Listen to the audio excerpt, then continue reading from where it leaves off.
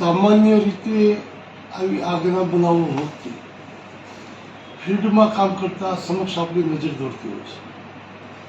આવી પ્રોસિજર આપણા માધ્યમથી સમાજને જાણ થાય એ મને કેવી જરૂરી લાગે છે.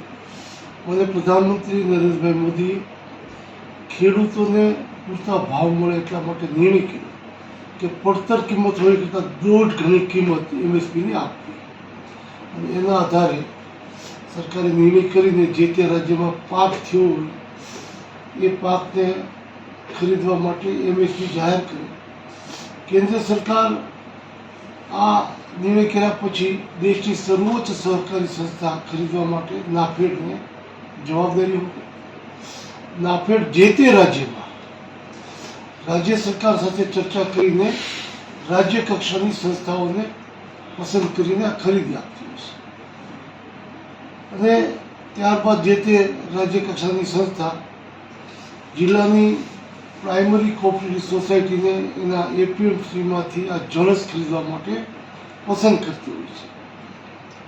એ APMCમાંથી ખરીદી લે અને પછી જે સરકારે ગોડાઉનો નક્કી કર્યા હોય, એટલે વેરહાઉસિંગ, આપણા દેશમાં સેન્ટ્રલ વેરહાઉસિંગ અને સ્ટેટ વેરહાઉસિંગ અને પ્રાઇવેટ જે જરૂરિયાત હોય એ પ્રમાણે ગોડાઉનો ફાળવીને APMCને તે જણસ ત્યાં મૂકવાનું કે, અને જ્યારે જણસ ગોડાઉનમાં મુકાય ત્યારે મંડળીને એની રિસીપ્ટ પહોંચ આપતી હોય છે કે તમારા તરફથી આટલી ગુણી, એટલું વજન, આ પ્રકારની જણસ અમને મળેલ છે, અમે સંભાળેલી છે.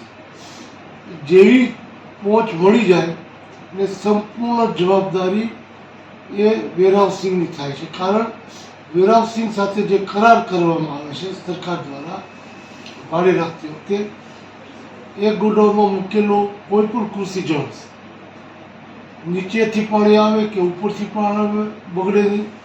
કોઈ પણ ઉંદર કે કોઈ જીવાતથી એ માલ ન બગડે એટલે સમયસર દવા છાંટવી, પાણીની કાળજી રાખવી, આગ ન લાગે એની કાળજી રાખવી, ચોરી ન થાય એની કાળજી રાખવી. આ બધા જ શરતો સાથે એને ભાડું નક્કી થાય છે, અને સિક્યુરિટીથી માંડીને દવાનું પણ સરકાર ભાડું આપતા હોય. એવા સમયે આ સંપૂર્ણ જવાબદારી જે તે ગોડાઉનના માલિકોની હોય છે. અને એવા સમયે જ્યારે આગ લાગે ત્યારે હું માનું છું જવાબદારી જેની હોય છે. દેશના સાર્વભૌમિક ઉપયોગમાં આવેલા અનાજ કે મગફળી કે અન્ય કઠોળ એ રાષ્ટ્રીય મિલકત છે. એને આ રીતે વ્યર્થ જાય એવો કોઈ પ્રસંગ આવે તો સરકારે તલસ્પર્શી ઝીણામાં ઝીણી તપાસ કરીને એમાં જે કોઈ ગુનેગાર હોય, જે કોઈની નિષ્કાળજી હોય એની સામે પગલાઓ લેવા જોઈએ, અને એવા કડક પગલાં લેવાય તો આવા બનતા બનાવો અટકી શકાય. સર, હંડ્રેડમાં ખાસ કરી એક જ CCTV હતું કે ફાયર સેફટીનો અભાવ હતો, તો એ બાબતે સરકારે જે કાંઈ એના નિયમોમાં ઉણપ હોય એ ઉણપ નાખવા માટે જે જવાબદાર હોય એને અમે એક્શન લેવા જોઈએ.